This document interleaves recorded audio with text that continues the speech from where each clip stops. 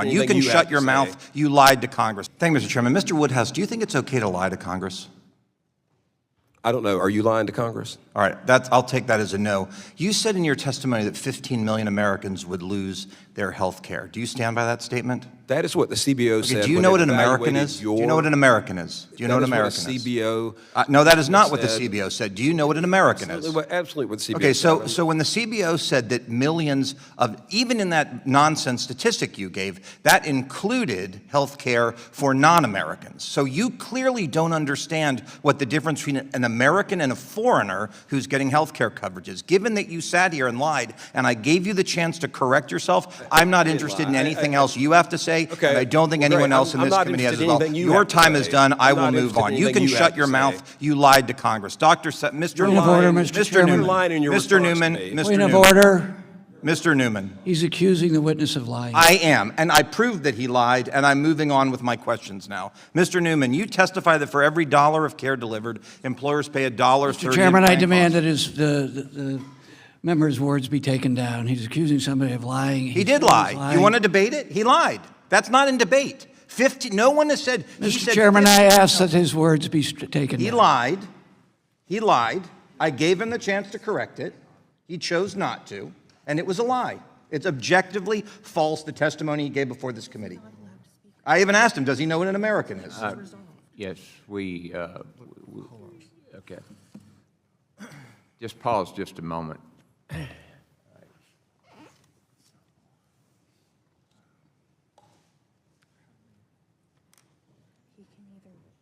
can be read back. He can retract his words. He can apologize. The chair's going to have to rule it. He is allowed to speak for the rest of the time if he refuses to do that. Within seconds, a member of Congress directly accused a witness of lying before Congress, refused to back down when challenged, and sparked a procedural battle that forced the committee into an unexpected recess. The confrontation completely shifted the tone of the hearing, with lawmakers debating not healthcare but whether accusing a witness of lying violated House rules. Let's break down everything that happened. Mr. Chairman, the problem is he's violated decorum, the rules of decorum. He's accused a witness, Mr. Fine has, of committing a crime based on his own opinion, and that's a violation of decorum. That's why I asked for his words to be struck down. Okay, so we're going to recess and work this through, and just bear with us until we get this done. Thank you. Okay, the committee will reconvene and come to order following our recess. And with that, Mr. Fine will, okay. Well, thank you. Thank you, Mr. Chairman. No, hold on. Oh, ask him to suspend? Yeah, suspend just for a moment.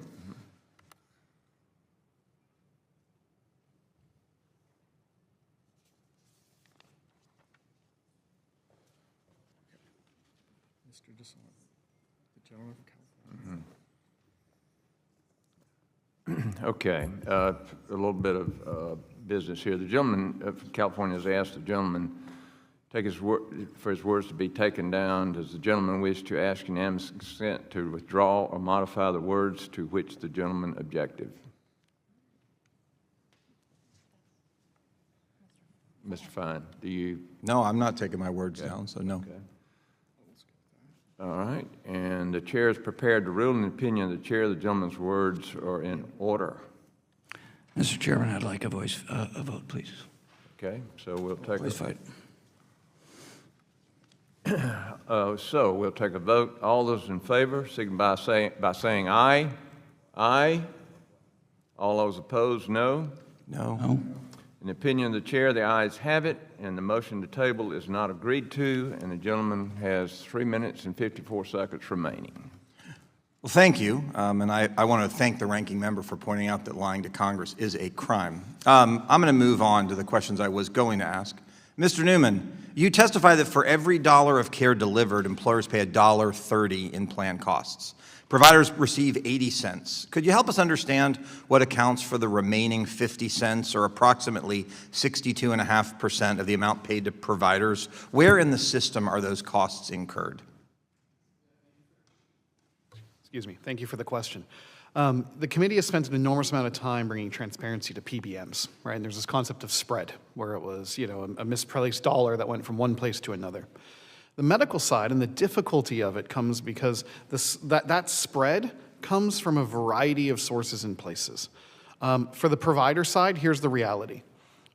If you look at any public filing from any public hospital system, regardless of plan type source, right? Marketplace, self-insured, Medicare, Medicaid, you name it, there is an average write-off of 75% of patient balances tied to deductibles and other things like that they go uncollected. That is regardless of market type. So right out the bat, if in your market, you're reliant on 30% of your revenue coming from patients, well, guess what? There's 22 points right out the door, right? It has that shift. The second part of that is payers don't pay. On here, you've dealt with countless hearings around insurance companies and the prior authorizations and denials of claims and all those things. That adds another 5 to 10% of seepage, off of this. And then your typical health system, because of the complexity of U.S. healthcare, figuring out how to get paid, who to get paid by, when to get paid, chasing after them, you name it, is spending somewhere between 12 and 15% of their operating budget just trying to figure out how to get paid. I mean, you've run businesses. A 15% cost to get paid is not a functional marketplace. So that all adds up to that 20 to 30% in any place, in any market, in any provider.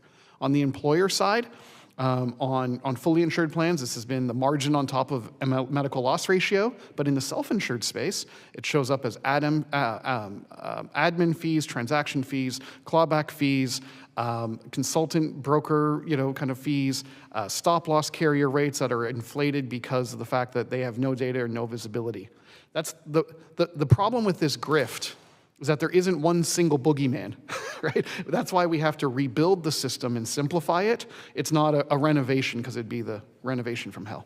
Well, thank you, and thank you for your answer. Look, I think that we've got real problems in the healthcare system. I think the biggest one is that we've detached who pays for the service from what the service costs. And when you can buy something and you don't know how much it actually costs, you tend to buy too much of it. There's a reason the market works. When prices go up, people are willing to supply more of it, but they typically are willing to purchase less of it until you reach that equilibrium. In healthcare, we've broken that. Because if you have a copay of $10 to go to the doctor, if you think you're going to get $11 worth of value going to the doctor, then you're going to go to the doctor. Even if going to that doctor costs $200, you're not thinking about the right way. I think your model helps us do this. But no matter what our issues are as it relates to healthcare, if we're going to solve them, it is essential that we deal in the world of facts, that we deal in the world of reality, and we deal in the world of truth. Don't forget to like, comment, and hit the subscribers button for more political and controversial showdowns.